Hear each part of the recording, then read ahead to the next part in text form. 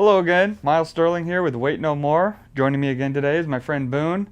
Now today's workout is going to be kind of interesting. A lot of people have the misconception that you need to spend big bucks to get in shape, or you need to spend thousands of dollars on a home gym. That's a mistake I made years ago. I spent about $3,000, $4,000 on an elaborate home gym back in the day. I made a lot of use of it and I allowed my friends to. So it was kind of justified, I felt, but in the end it really wasn't, because you don't need all of that to get in really good shape. How much equipment do you need? Well, depending on where you live, you don't really need much at all, maybe none at all. If you have good parks or playgrounds around, you can always use the equipment there if that's your cup of tea. But if it's not, and you want to do something else, or maybe you don't like working out outside in the colder weather, then I encourage you to just invest in a dumbbell. And you don't have to go heavy, but you probably don't want to go too light, otherwise it'll not really be very enjoyable. Today we're both going to be using 25-pound dumbbells, and most of what we do today is going to be with just a single dumbbell. We're going to do several exercises, hopefully, and this will give you an idea of just some of the things you can do with just a single dumbbell. And if you are working out with us today, you'll find that it's a full body workout.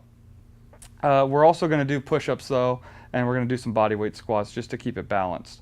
Now let's start off with some push-ups, and we're just going to do some standard push-ups. Just 4 sets.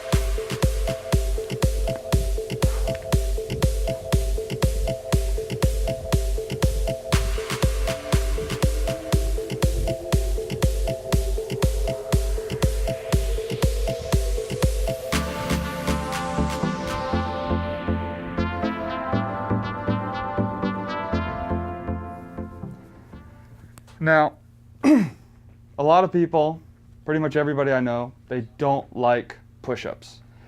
And one of the reasons why people don't like push-ups is because you have to get on the ground, and maybe that's gross to you.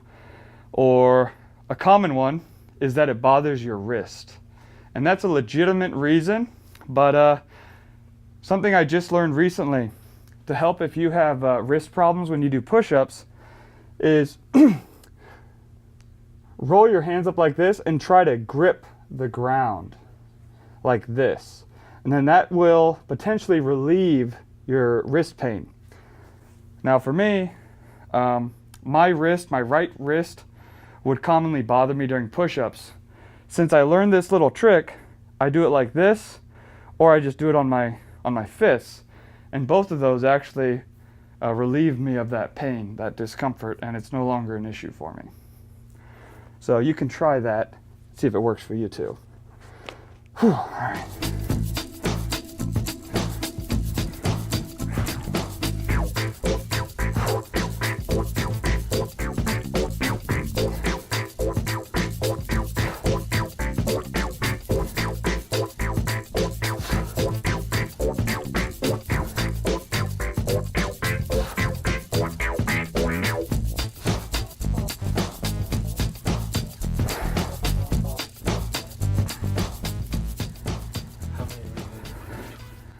I just go by feel, so I did 12 this last time, but if you can bust out more, go for it. All right.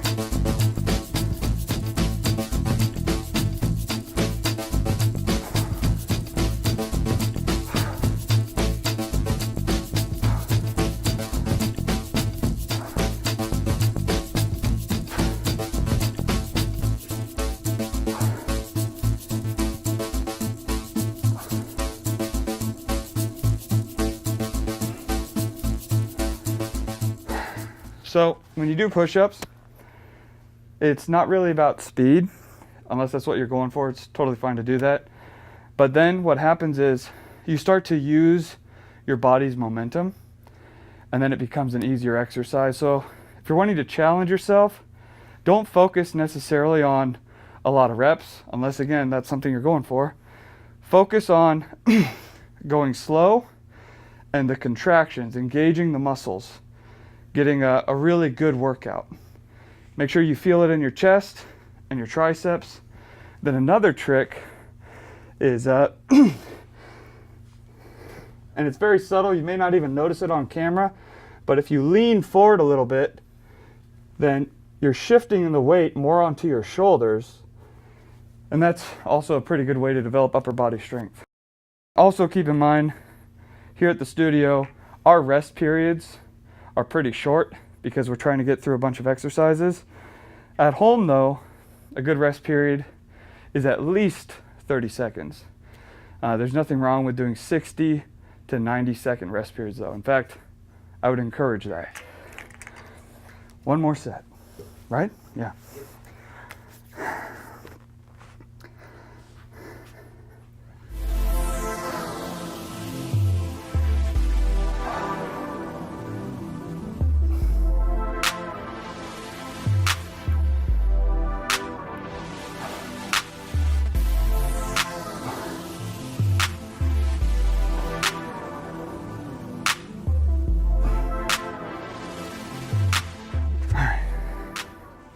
We're going to switch it up now. We're going to do a dumbbell exercise.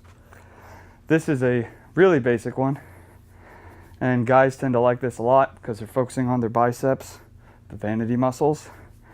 And this one's is concentration curls, and I'll model it without the dumbbell first. You lean over, you can bend your legs if you want to, and then you can brace with the other hand on your leg. And what's key about this exercise, seems really basic, but a lot of people mess up on this exercise. What you're supposed to do is engage the bicep going like this. The arm is hanging straight down and you're bringing it up. Okay? If you do it right, it's a great bicep workout. The problem is that a lot of people, they try to do too much weight with this exercise, or maybe they don't have a mirror. And instead of curling, they're pulling it like this. Okay? And the problem is you probably, unless you have a mirror or you're experienced, you probably won't even realize that you're doing it like that. But that works it out completely differently. You're not supposed to be doing this, folding your arm into your chest. It's not the same thing. You're still supposed to just be curling. This isolates the arm, doesn't have any assistance, and you're just doing this. So the arm completely has to do the lift on its own. It's harder to cheat with this exercise, but it still happens. So I would just caution you at home, if you're following with us, don't use momentum on this. What that would look like is like this, twisting and slinging your arm. Try not to do that. Try to keep it just very still. Okay? With that being said, let's hop to.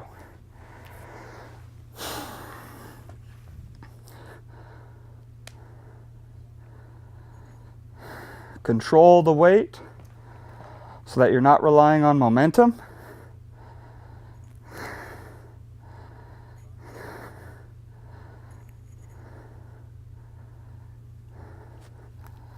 And then switch hands. Now there's a name for this type of exercise. It's called a unilateral exercise. All that means is one-sided. It's a one-sided exercise. You're using one arm or one side of your body at a time. Now there's actually a lot of studies out there, and there's a lot of good articles out there online talking about this. Unilateral exercises are great because there's no counterbalance. When you have two dumbbells and you're lifting, the dumbbell in your other hand is serving as a counterbalance. So you're not having to really rely on stabilizer muscles. You're not having to rely on your core as much. But when you have one dumbbell here and nothing in this hand, you have to engage your core a lot more. And that's true for every unilateral exercise. And concentration curls are a good start for that. But we're going to do pretty much today all of our exercises that are not on the ground, like push-ups. They're going to be unilateral, with the exception of squats as well, but they're going to be unilateral exercises. All right.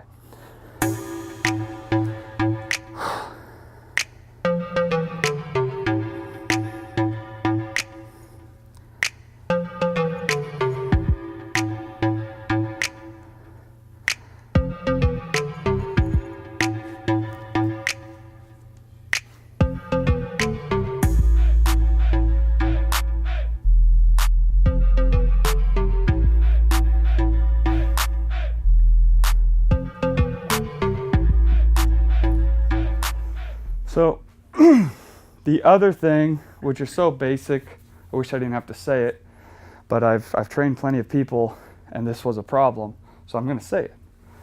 When you're doing unilateral exercises, in other words, when you're doing one-armed exercises, be absolutely sure that you use the exact same weight on each arm and you do the exact same amount of reps. That seems really common sense, but it's not. I've trained many guys where I've just observed them at first, and they were not only using different amount of weight on their arms, but they weren't being strict about doing the same number. So let's say, as most people are right-handed, so let's say that's their stronger arm. They would do 12 reps with the right arm with a dumbbell. Then when it got to their left, they could only crank out 8. Now down the road, what's going to happen is their muscle imbalance is just going to become more and more obvious and more manifest, and they're going to have weird looking arms. One arm's going to be big, the other one's going to be smaller. That's not something you want. Naturally, pretty much all of us have bodies that are not symmetrical completely. There's a little discrepancy. But you want to minimize that as much as possible. So when you're doing these unilateral exercises, be sure to do the same amount of reps. Now, how do you do that?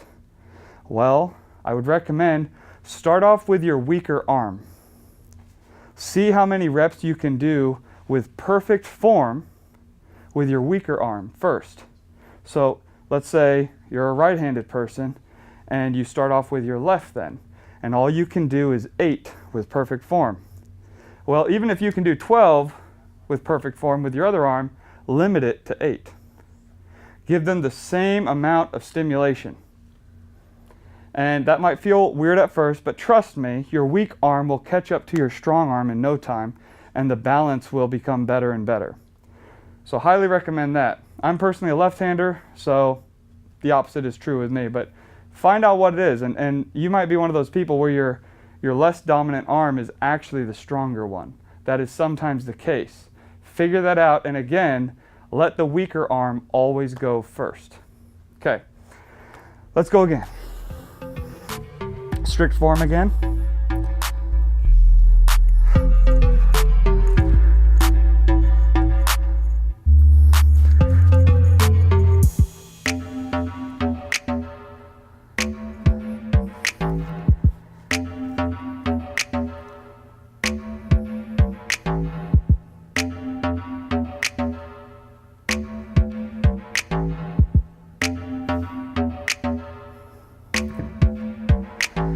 Now, something I'll say quite often in our show is to know when to do full range on an exercise and when not to. Sometimes it's okay to not do full range and to not lock out. In other words, locking your elbow or locking your knees on a lift. Me personally, when I do pull-ups, I don't lock out. I get really close to it, about this much, and then I come up, but I never lock out.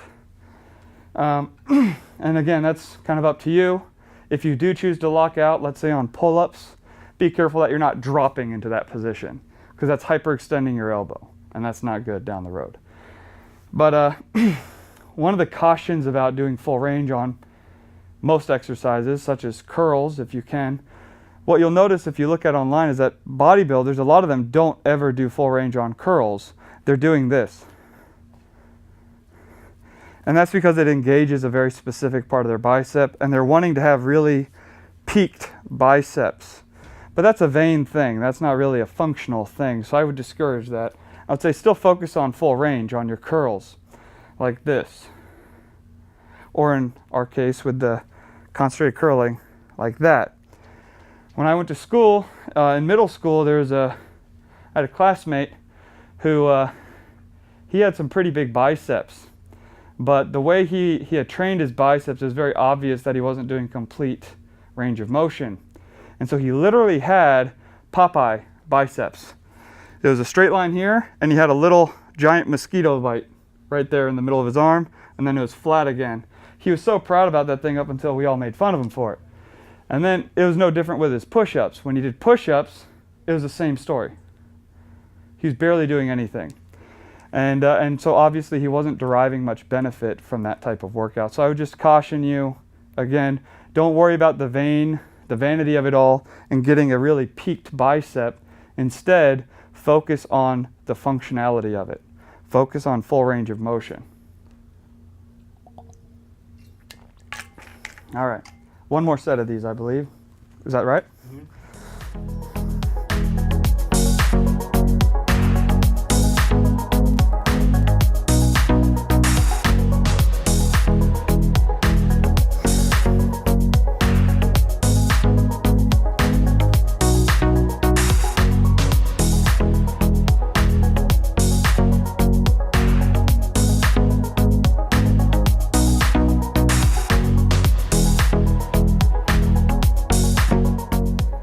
Okay.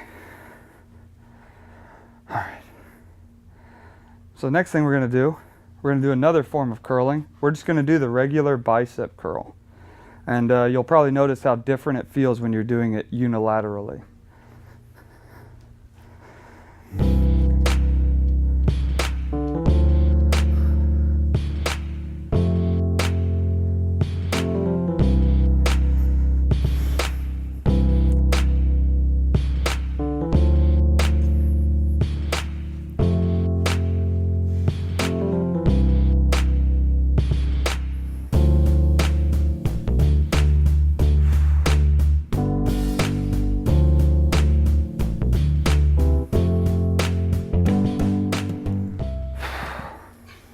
You feeling it at all yet? Did it work out? A little bit of rush. He's way more in shape than I am. So I mean, at home, if he didn't have me holding him back, I'm sure he could do this a whole lot faster. And that is something you can do with just one dumbbell. You can do the exact same workout we're doing today, except you can do it on fast forward. You can do it like a circuit, where you're just doing as many of these exercises as you can within a certain amount of time, maybe 30 to 60 seconds per exercise, just doing as much as you can, and then 30 seconds of rest, and then going to the next one. That's a scenario you can follow. But if you're out of shape like me, then you can just take a slower approach.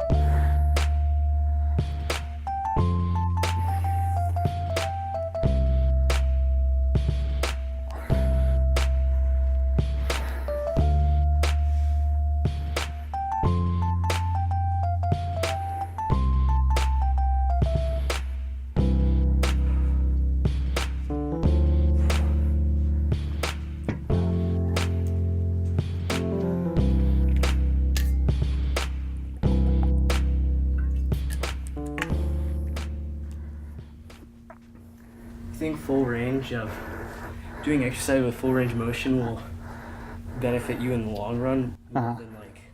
Absolutely, yeah. Yeah. Absolutely. Do you think it like does it give you like a more full? I would say so, yes. I would say so. I mean, genetics does always play a factor. Some guys just have more bulgy biceps anyway, so it does play a factor. But who comes to mind with like full biceps is Sylvester Stallone, and he did a lot of full range exercises. So his biceps are like mine; they come down to the very bottom. I've never had peaky biceps. I've never really wanted them.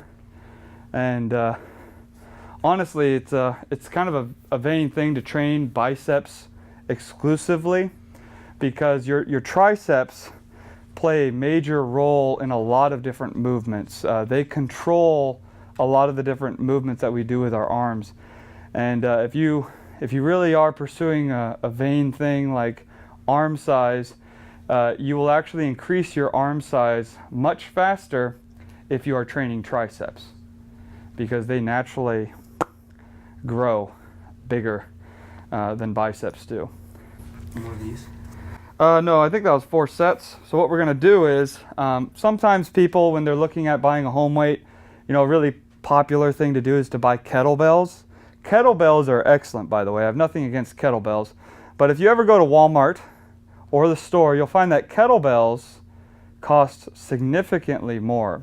What I mean by that is, let's say you go to Walmart and a 25-pound dumbbell there is about, I believe, like $21, something like that.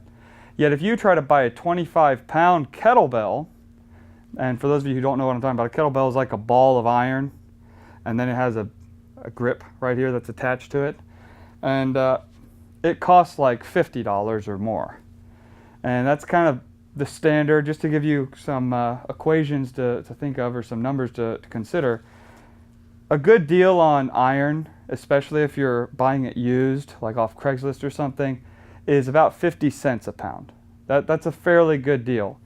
Now, Walmart, and I'm not a sponsor, they're not a sponsor or anything like that, I'm not trying to do a plug for them, I'm just saying I've looked around and Walmart is consistently better on their prices for weights, in terms of weight plates, in terms of dumbbells and all that stuff, cheaper than even Amazon.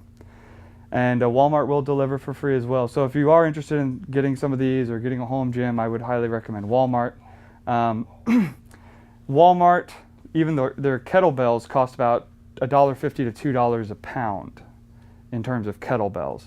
And that's pretty standard. And if you get it anywhere else, you'll still find that kettlebells are significantly more expensive. So what I wanted to show you today is just one exercise where we're going to be mimicking a kettlebell as best as we can.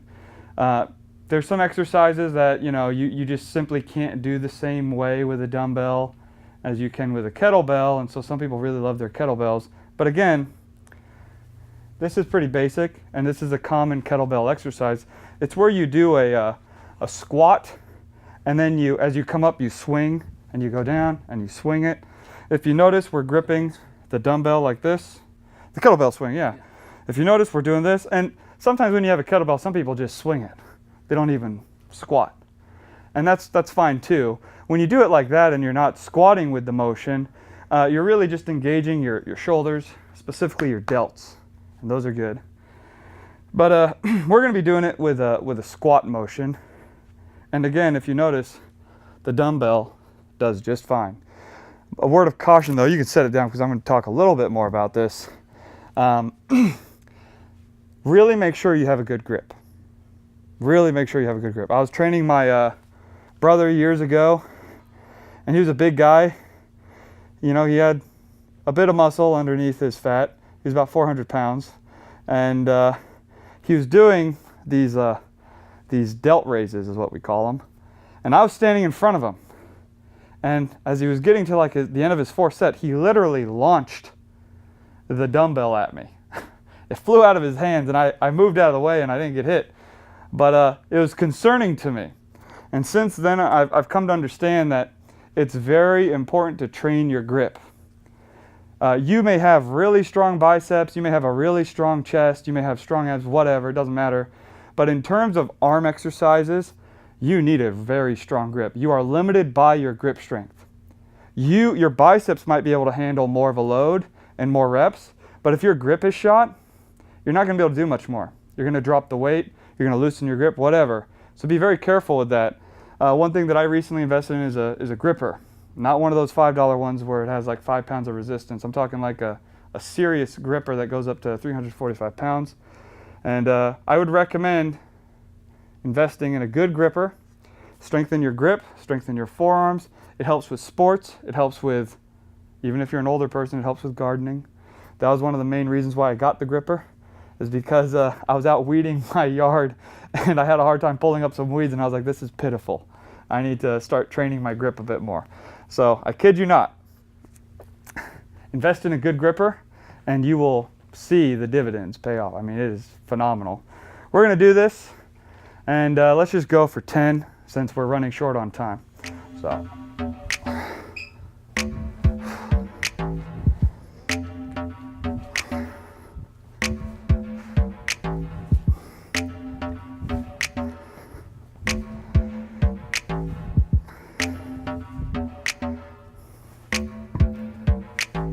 By the way, that's just my preference to hold it like this.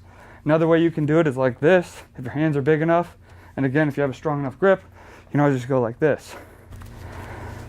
One way I learned is like this as well. Oh, I like that, yeah. It's harder this way, but if you have a bigger dumbbell. And it trains your grip. So if you look at Boone, he's using 3 fingers essentially, plus his thumbs, to grip the handle. That's not a bad thing. That's training his grip to be even stronger. And there's different types of grips. I'll save that for another episode. But one of the things you can do is you can invest in these fat grips is what they're called.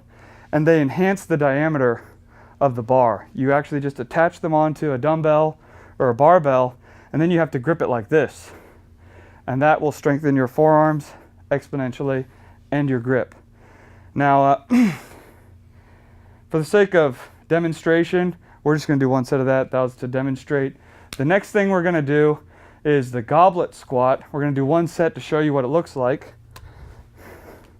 Like this, you're holding it up. Let's just do 10 of these real quick.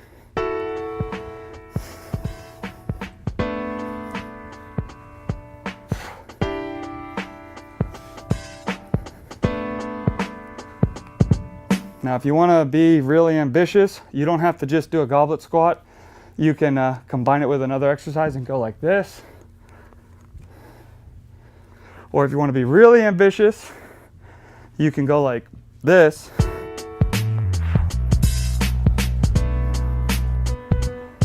Just make sure you do it on both sides.